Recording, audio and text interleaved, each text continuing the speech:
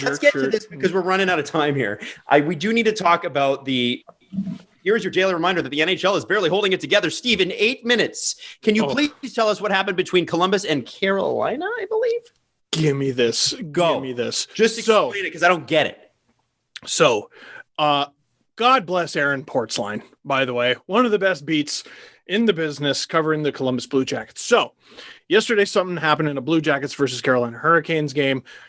None of us friggin' understood it, and Aaron Portzline did a great breakdown. So, the game is tied 3-3. I believe it's at the end of the second period.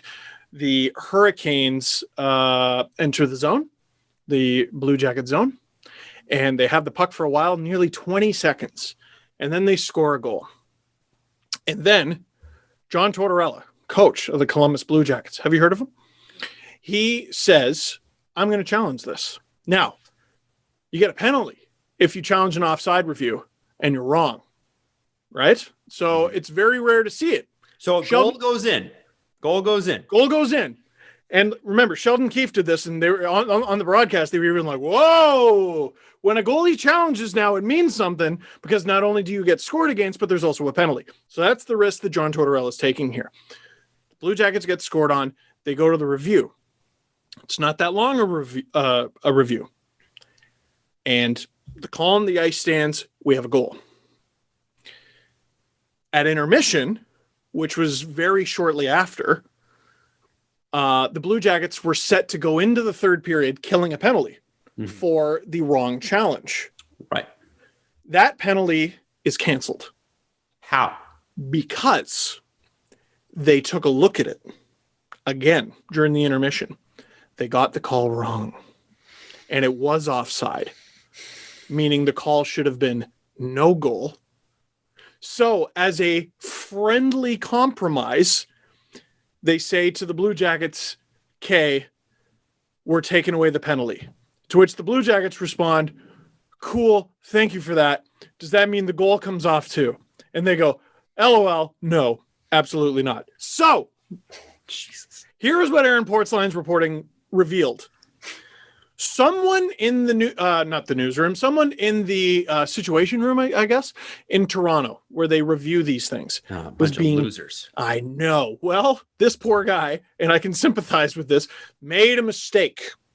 And what they did was they looked at the first angle, and out loud they said, "That's onside. That's a goal." That's what the official wearing the headset hears. And so they went, "Bet." And they took their headset off and skated to center ice and made the call. Now, this year, there is new protocol because of COVID. The penalty box attendant has to sanitize the headset before they wear it usually. I think they usually wear it and then they give it to the official, blah, blah, blah. But because of COVID protocol, they have to sanitize it. While they are sanitizing it, the situation room in Toronto is screaming bloody murder into the headset. Go, "No, don't start the play. We got it wrong. No." And then they drop the puck and it's a goal. Because once you drop the puck, once play resumes, it's a goal. So the person, that literally like a trainee makes this mistake. The situation room tries to get the officials' attention. And in normal times, maybe they do. Maybe they would be able to. I was telling this story to my wife, and she's like, couldn't they have called someone? I'm like, who? Quickly call someone on the cell phone, and they yell from the butt, "No!" Like, I don't know how else you could have done it. So, listen, I'll tell stories of my own screw-ups, but like, whoever that trainee is screwed up so royally. Here's what I didn't like, and here's what makes no sense to me. They finally get a hold of the officiating crew, and they go, "Guys, we screwed up."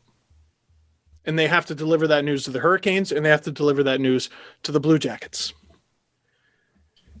In the article that Aaron Portzline wrote, I think it was Colin Campbell. Yeah. He's quoted in going, "Well, we couldn't reverse the goal call because there's no precedent for that." There's no precedent, and he's right. There's no precedent to just reverse a goal call after play has resumed. And I'm with him. Shouldn't do that. Yeah. I've never seen it. It's never happened in the history of the NHL, according to Colin Campbell. And he said that's not the moment where we're just going to make the decision to do that.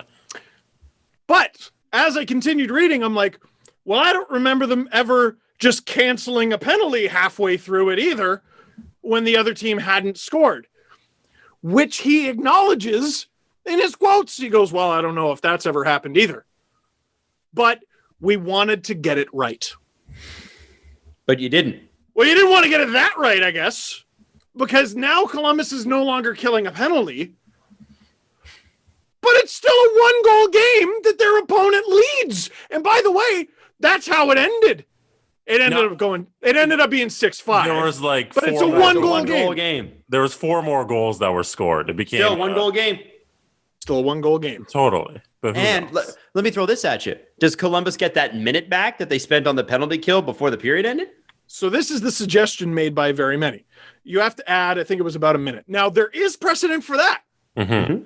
There is precedent for that because let's say you break a pane of glass near the end of the period. That can take like 10, 15 minutes. So rather than wait 10, 15 minutes for that to get fixed, play a minute, then go to intermission, they'll fix it over intermission and then tack on an extra, I don't know, minute, 90 seconds or whatever to the third period, wait for a whistle, switch ends. I think even that's a little, what's the switching ends for? Come on. But the line change matters. Especially COVID. You know what I mean? Yeah, but then you're going to switch bench. I don't know. Anyway, I guess they switch benches during the game and also body check and play hockey, but that's another discussion.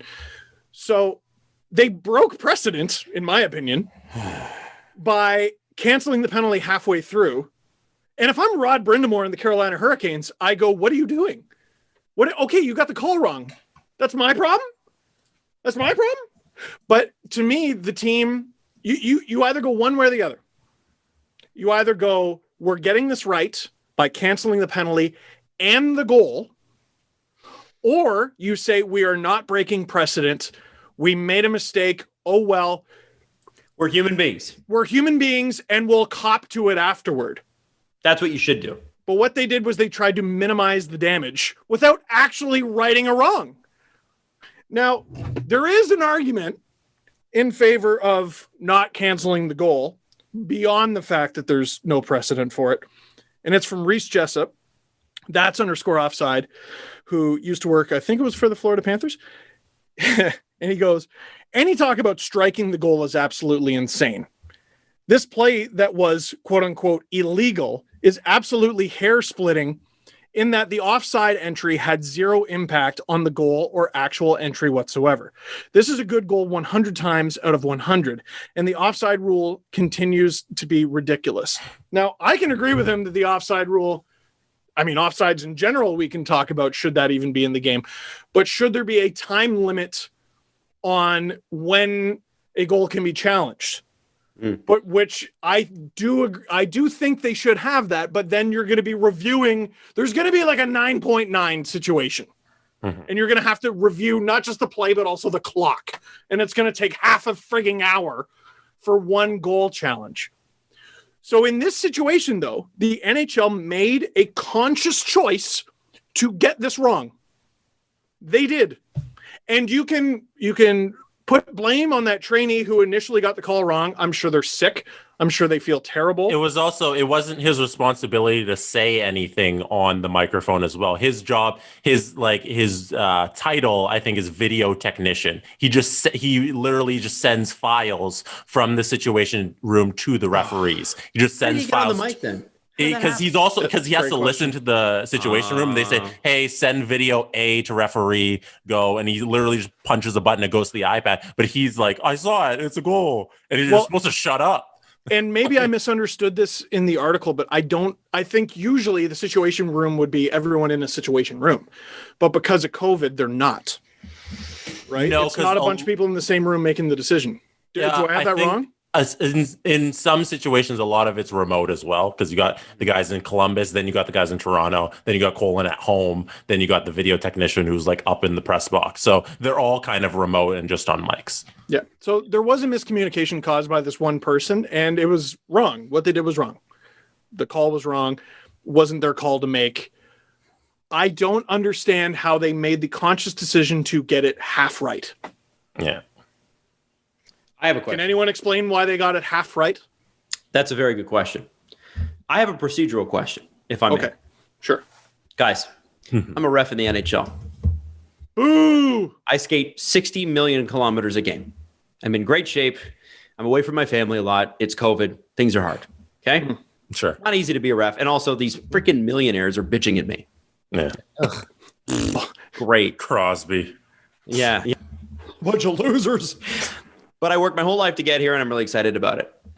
If I am going to review over something, and they say something over the mic that sounds rushed, procedurally, wouldn't you, as a ref, say, can we confirm that? Are you guys confirming that that's the play?